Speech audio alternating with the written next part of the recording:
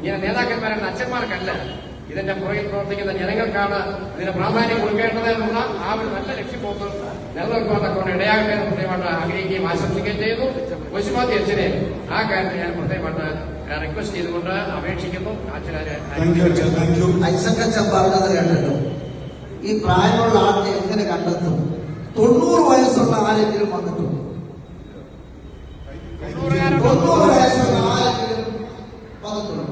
89 വയസ്സുള്ള ആരെങ്കിലും വന്നിട്ടുണ്ടോ? ഈ പുറത്ത് നിൽക്കുന്നൊരു കാര്യമൊക്കെ പറഞ്ഞ കാര്യത്തിന് 7 വയസ്സുള്ള ഒരാൾ വന്നിരിക്കുന്ന ഒരു വലിയ കാര്യം. ഇനി സ്ത്രീകളുടെ ഭാഗത്ത് നിന്നുള്ള ഏറ്റവും പ്രായം കൂടിയ ആരാണ്?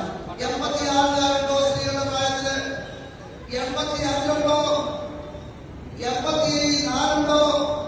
83 ഉണ്ടോ?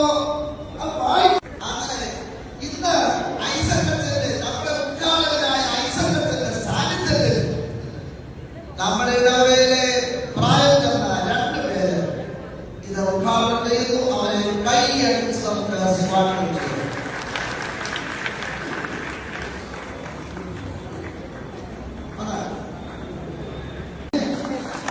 മികവിന്റെ അനുഗ്രഹത്തിന് നമ്മുടെ ഇടവേലെ പ്രായം കുറഞ്ഞ 2 പേര് ചേർന്ന് പ്രായമുള്ള ഐസക്കത്തിന് വേണ്ടി ഇത് ഉദ്ഘാടനം